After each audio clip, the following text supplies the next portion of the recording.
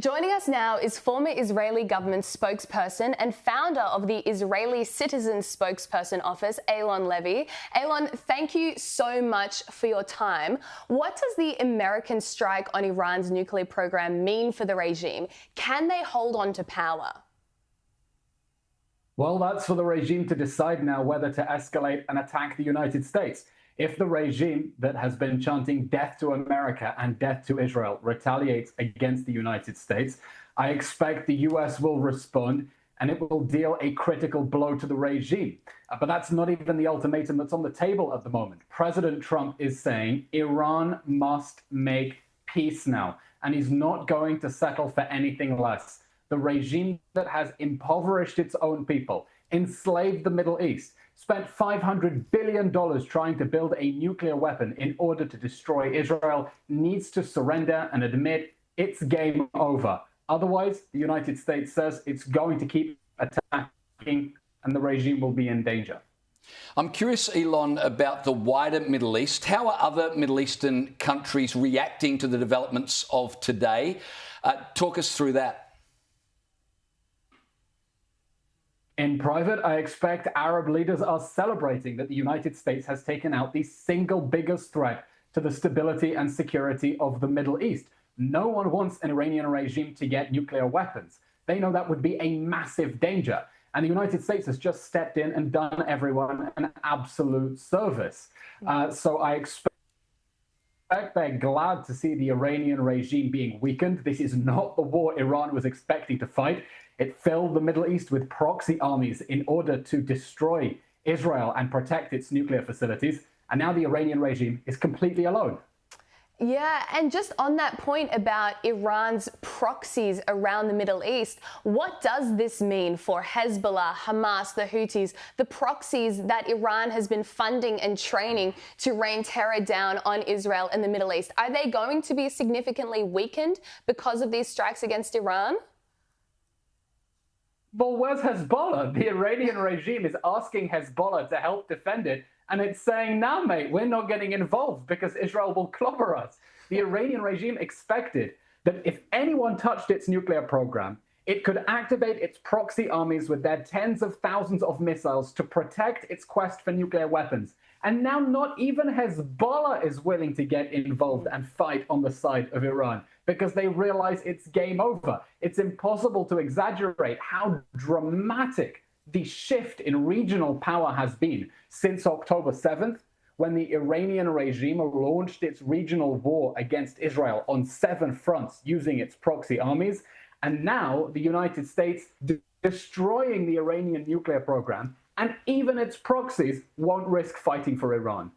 You're quite right. This has changed everything. So I want to bring it back to Australia for a minute, because our government has consistently been calling for diplomacy, dialogue. Have a listen to our Foreign Minister. I emphasise there is an opportunity, given what President Trump has said. There is an opportunity over the next 2 weeks for de-escalation, dialogue and diplomacy. That is what we want to see, and that is what the world wants to see. Iran must come to the table and it must stop any nuclear weapons program.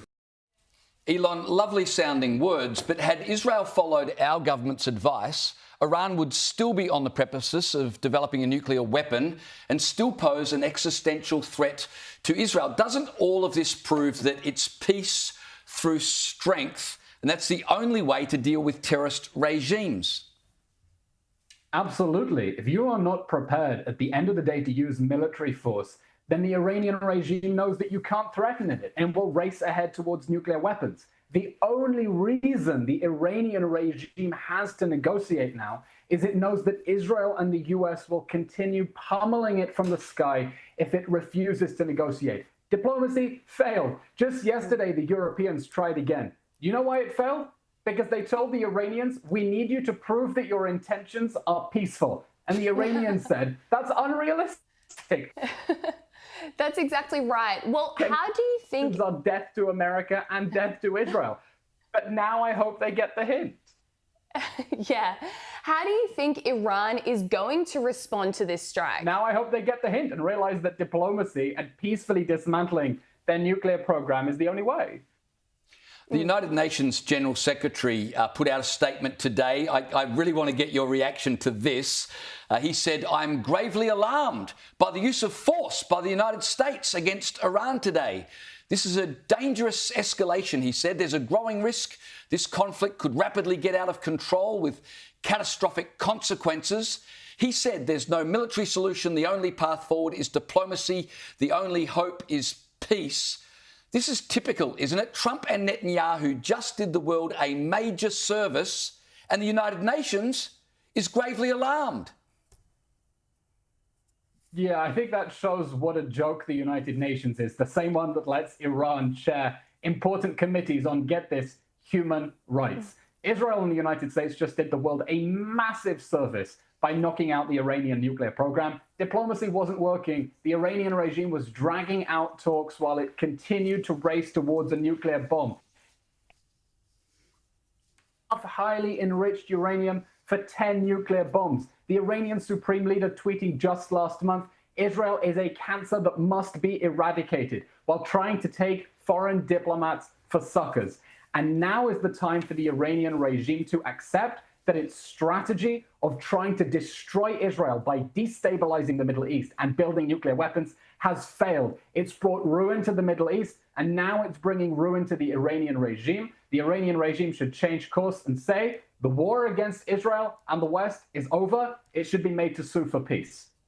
How realistic is that, though? Because the whole founding ideology of the Ayatollah is, as you said, death to America, death to Israel, the two great Satans of the world. So is there any realistic world in which they do decide suddenly, after being completely annihilated by Israel and the US, oh, actually, we're just going to give up now after 45 years of waging constant wars against the West? I mean, that would seem to me to be pretty unlikely.